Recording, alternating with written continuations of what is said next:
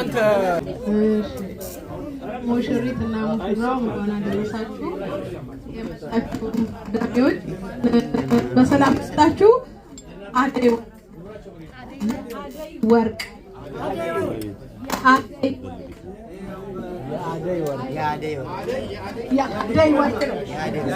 በጣም አሪፍ። እሺ እናመሰግናለን። ወደ መጨረሻው እንሄዳለን። ወንዴ አንድ ሰጣው እንደምን ማልቀስ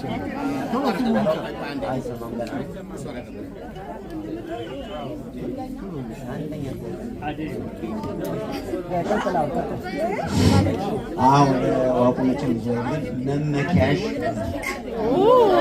መመኪያሽ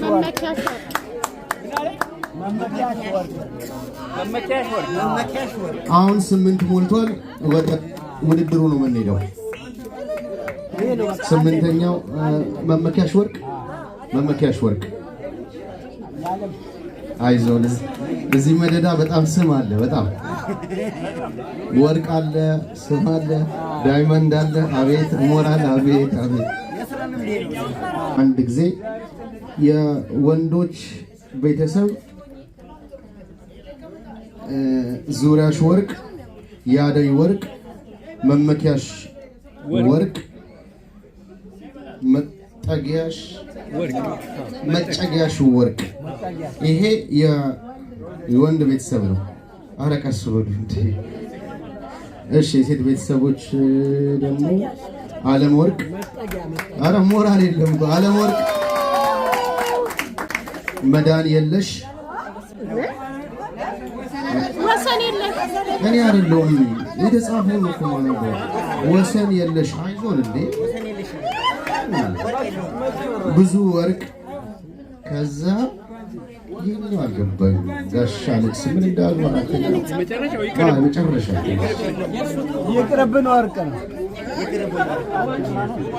ውባንቺ ወርቅ የለውም። ውባንቺ ነው። ወርቁ እንዴት ነው ታዲያ?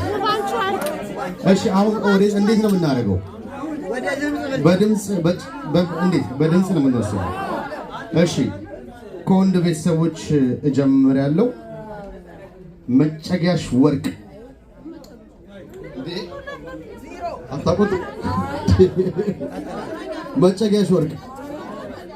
እሺ ከወንዶች ቤተሰብ አሁንም ዙሪያሽ ወርቅ። ብዙ ያታግለናል። ዙሪያሽ ወርቅ። ትንሽ የዞረ ነገር አለ። አሁንም ከወንድ ቤተሰብ ያደይ ወርቅ። ይሄ ኧረ ወንድ ቤተሰብ እንዴ! ወንዶች የላችሁም እንዴ? ኧረ እንዴ! ሌሎች ሸነፍ ነው እኮ።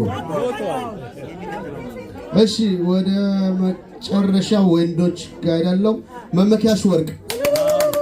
በስመ አብ በቃ አልቋል። ምንድን ነው ሴቶች? አሁን የእልልታ ማት ልንሰማ ነው ወደ ሴቶች ስንሄድ። እሺ ወደ ሴቶች ቤተሰብ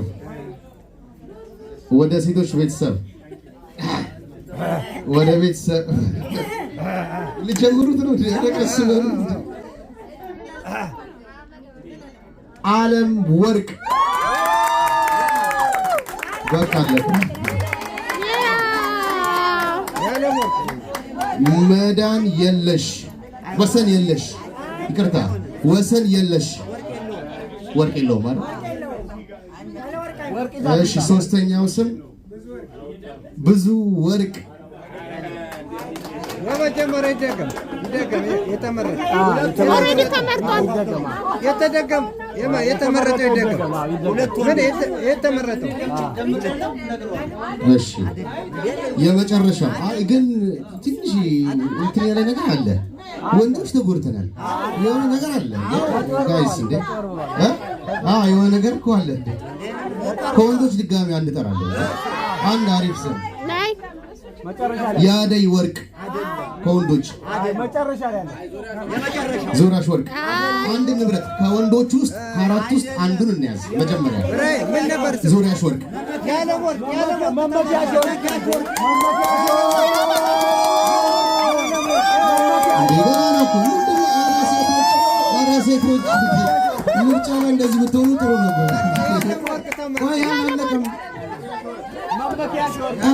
ቆይ ነይ ነይ ነይ ያለም ወርቅ ያለም ወርቅ ያለም ወርቅ ያለም ወርቅ ያለም ወርቅ ያለም ወርቅ ያለም ወርቅ ያለም ወርቅ ያለም ወርቅ ያለም ወርቅ ያለም ወርቅ ያለም ወርቅ ያለም ወርቅ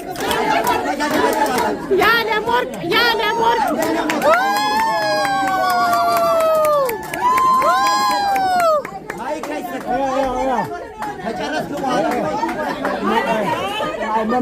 መመኪያሽ ወርቅ ማለት ባሏ ራሱ ምንድነው ማለት ነው? ያለም ወርቅ ያለም ወርቅ ያለም ወርቅ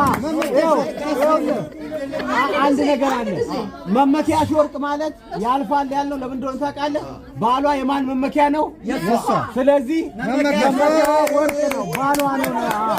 ስለዚህ መመኪያሽ ወርቅ ነው።